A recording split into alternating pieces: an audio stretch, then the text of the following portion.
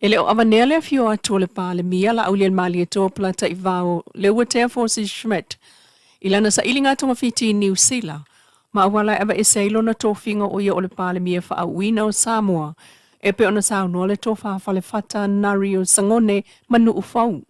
Mau o maiai i lea so lo mori mawina maiai leo o ane o a singa.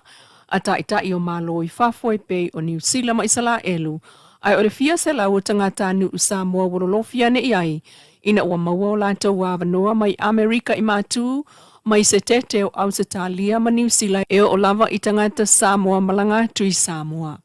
O mai tawina foi le feilo i atu o le fionga i le pale mia la au le mali e toa i le so.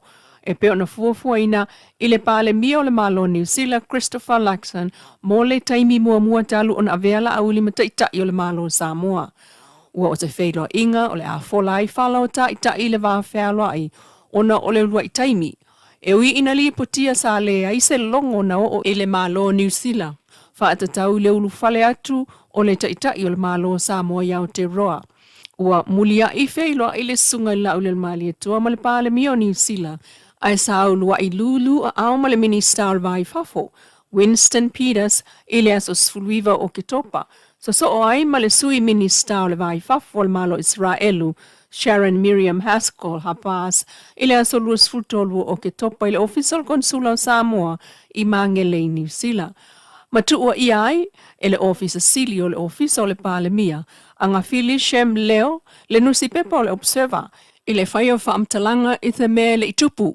O le tala le nusi pepa na fa atau i se fono anga fili fa atasi ma le office Sili o le official le vai fafo male sui pale mia. Whaatatau i le tala whenga iei o na whaiani whelua i ngā pāle mia matai o isi malo a olo o malangai i lana si ngā ngase. Sauno fo i whale whata, e tu tusa lava le malanga o le matai Samoa e si i mai i New Zealand. Ai tea i tua maoane iei matai o le lato nuu po o le ainga i New Zealand e tala noa i alunga. O tawolu manga mati na e le lato ainga po le nuu i Samoa. Mai le o mawhai ai o na tau fiatu i Samoa le amana i o le tangata wa avea mapale mio Samoa o atu i New Zealand e pe o na sau noa whale whata. Ma moli mawina ai le wha awau lava o na whaia peo wheiloa inga a le fionga le pale mia matai o malo e moli mana o atu pe foi o na tāpena iai mole la wheiloa inga ma le pale mia o le malo New Zealand Christopher Luxon i le so i au kilani. Inisi o talae o mai i le so e le o mawhai lava o na maua e leo se wha mao ninga o lo ngau sia fuela au wha saa i Samoa. Peita ile tali mai el komsina mo le taimine el mtanga luengo leo mfal pui.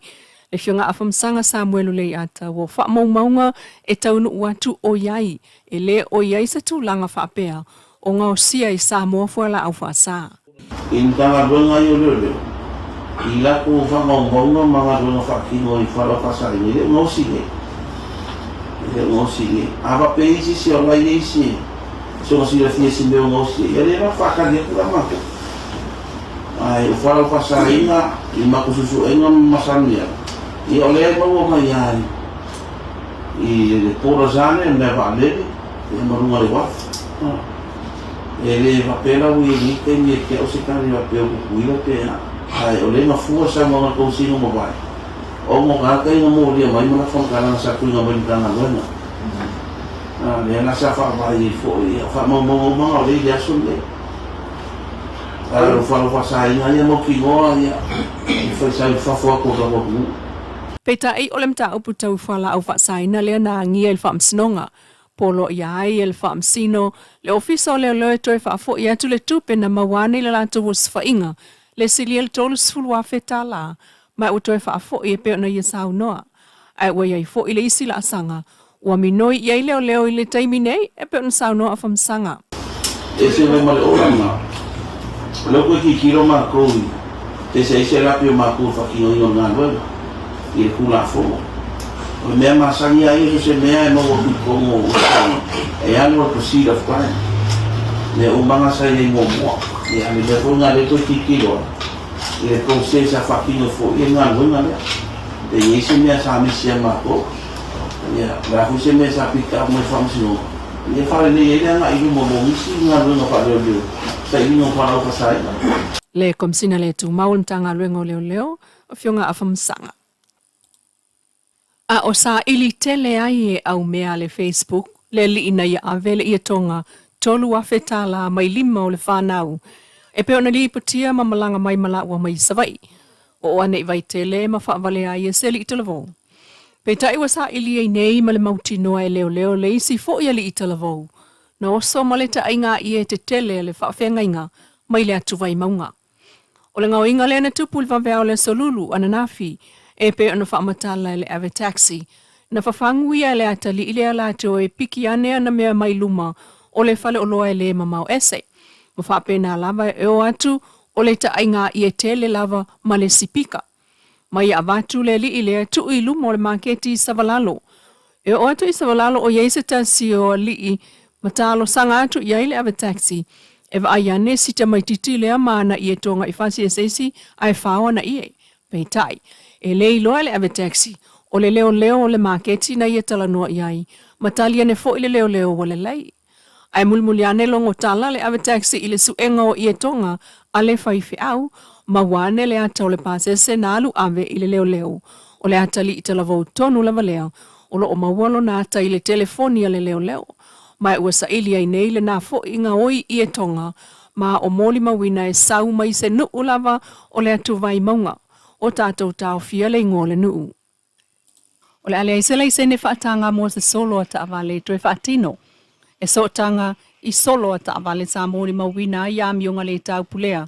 Sa whai au whaatali ta alonga le toa Samoa. A toa ai male umaane o le ta alonga. O le mafuanga lea o le nā whaatau e pei o na sao noa al komsina. Mō le taimi nei o le mtanga ruengo leo leo mwhalpui pui. Le fionga le atawa a whamsanga le atawa. Kon me manginga o umana skonga. Ele i soronga le lega skonga i waya ma kupula fo. Ele i ola i sani le sepe mika o fai mai e kere me kupua. O umanga ti saida o skonga i le kauko e whaua ua i mea. E lua ma fuanga. O le saunga le mua gata i luma le wana. Saunga le mua gata le avea ka avane gata le savane. Pa sese ka avane. Ma aua ni e kuna fungo so ele kasi skula fungo ya fi e mo na ba inga ya mauki mo ka si sia kuna fungo sama le mu le olo ka ko la sare ki ange ele se promet na ka saraina ya pe mo fa ko kuna fungo ma on pe nika ia te ma fa ya o luma i le main beach road e sa vale na yo o Samoa ko e se pe nika mo ia no wi ele fa ka na un promet i lumo a wana, kele rao. Kaya ka ko na fongo. Ia, mo tau sia o sama le mo. Ina o umara ka sanga ma ko mai. Ka afa ba ko mai tau na. O te o mai mo ko afa kele inga ka wana. Sa fa le ma ko kiuke, o le ma ko kiuke na ringa la kiki ki le o kuku mai. Alba ai fa ale o leo. Ina ngam ka fa yo sama le mo ma tupu inga le ola. O me ko kingo le ku. Ele sama le apa pe isi si o fam ana isi a wana se kele ka ko no fainga ka o fili lo si a wana fa nga ma ko le e fe ro ya o ke lo foi o fa ko ko ia ka ma ona sa no fa isi la ko me I pakal ka sanga e bi fe manga o ia o nga ia wana ma ko le fu ya e ngau fa ia ele foi um coi facalina espermica o aqui kilo de sama ele não fala na verdade fia tá caída sama uma da que fala assim de solo na verdade e uma ou uma lá que não o uma não o amigo o ele não o uma o casi al medio na o não você quando foi da pouco e uma foi cavalo e Kai sisi a wale ka po e ka po a. Ya sisi kula. Kula na mo sa ngoleni. Fionga su komsina o le komsina le tu maul mtanga lwengo leo leo le Atamua afa masanga.